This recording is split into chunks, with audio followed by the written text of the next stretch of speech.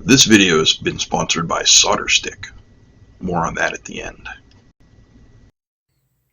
Hey, what's happening, guys? If you remember the last time we talked about the 555 timer, we simply discussed what all of the different pins did. And then I hooked it up with pin 6 connected to pin 2 to a toggle switch, which I went high and low, and it became similar to a relay. That was simply to show you how the pins operated. Today we're going to talk about one of the three modes of the 555 timer, which is what is known as the monostable mode. So here's the setup, and what happens is when I trigger it, the light will stay on for a period of time, in this case somewhere around between 5 and 6 seconds. This is also known as the one-shot mode. So what you're seeing here is right here. So we start off with our 555 timer. Pin 8 is our VCC. It always goes to our supply voltage. Pin 1, ground, goes to ground. Do those first. Then, if you're not going to use a reset switch, I take the reset pin, pin 4, reset, and I tie it to pin 8. That just ties it high, and you don't have to, drag wires somewhere. You can just kind of flip it over and you're good to go. Pin 2 is our trigger pin, and you can see pin 2 comes to this switch, which has a 10K resistor holding it high. Then when you close the switch, you're going to ground that. So right now, without the switch being pressed, the trigger is high. When you switch it, the trigger will go low. So if you remember what we talked about yesterday, when the trigger is less than 1/3 VCC, it turns the output on. So when we press the switch, we ground the trigger, which is less than 1/3 VCC, which turns the output on. Well, how long does the output stay on for is the next question. We're going to get there. So our next pin is pin 3, which is our output. It's just going through a LED to a 330 ohm current limiting resistor to ground. Pin 5, our control voltage, we're not using it, so it just has a 0.1 microfarad capacitor to ground. Pin 6 is our threshold, and that is where our timing capacitor is. And you notice there, timing capacitor is connected to ground from pin 6. Pin 6 is also connected to pin 7, which is our discharge. Remember, there's a transistor inside here that allows us to discharge what's going on, and we can discharge it through this 10K resistor.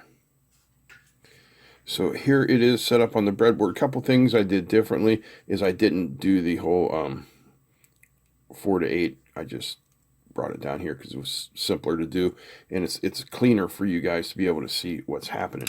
In fact, let me get a little more light on here for you. There, that's better. So now you can see the lineup of what we have here. So there's pin 8 going to VCC, and pin 1 goes to ground. Pin 2, our trigger, goes to one side of this switch here, which is held high with this 10K resistor. It's got a 10K pull up on it, holding it high. And when you switch it, we will ground it. See, we're going to ground there, and we will ground out pin 2.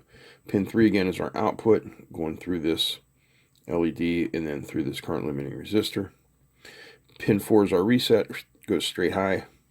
Pin 5, that's our control voltage, and again, there's a 0.1 microfarad taking that to ground.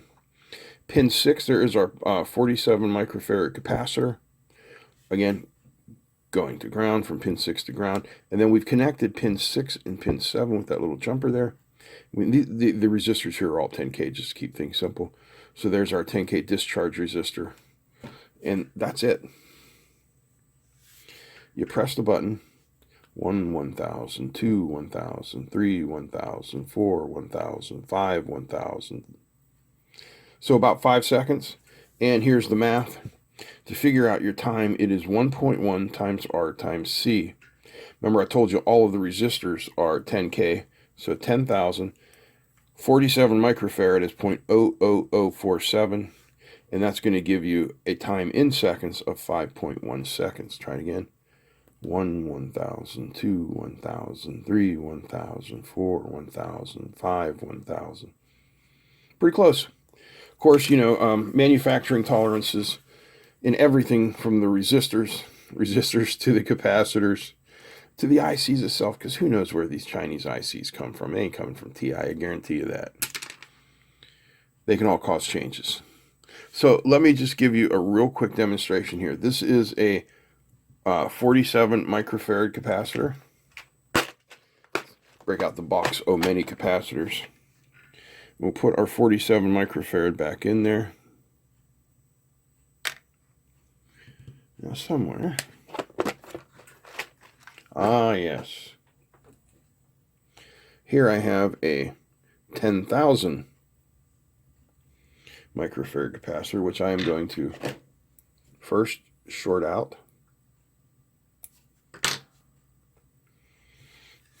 And then we will plug that from ground into pin 6. So from 0.00047 to what, 0.01000? 1, 1,000, 2, 1,000, 3, 1,000, 4, 1,000, 5, 1,000, 6, 1,000, 7, 1,000, 8, 1,000, 9, 1,000, 10. So about 10 seconds. So see, we went from 47 microfarad, right? 47, yeah. Is that what that was? 470. So we just basically doubled it. We went from 5 to 10 seconds. And we can go in the other way as well. Let's go, I'm think I have a 1 microfarads here. Here's a 2.2 microfarad. So this might be so quick we may not even be able to see it.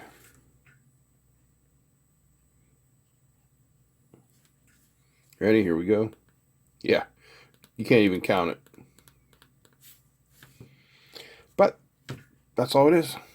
This is the one-shot mode.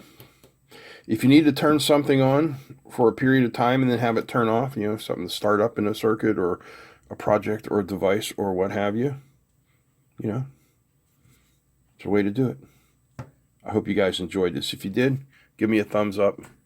Feel free to comment, share, and don't forget to subscribe. Big thanks to all the patrons. If you're not a patron yet, please consider joining for $1 a month. There's a link down below. And check out our sponsor, Solderstick, here at the end. They make some really neat projects for joining wires together. All right, guys. That's it. I'm out. Peace. Today's video is brought to you by Solderstick. Solderstick makes quick, waterproof wire connections that last a long time and protect whatever it is you're working on. They sell different types of connectors, everything from T-tap connectors, which allow you to put a splice into the middle of a wire without having to cut the wire or remove any insulation,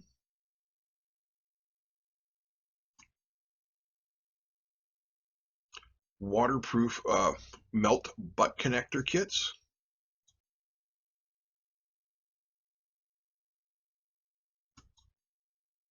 spade connector kits, which if you work on cars or boats, you know how useful they will be. And the same goes for ring connectors.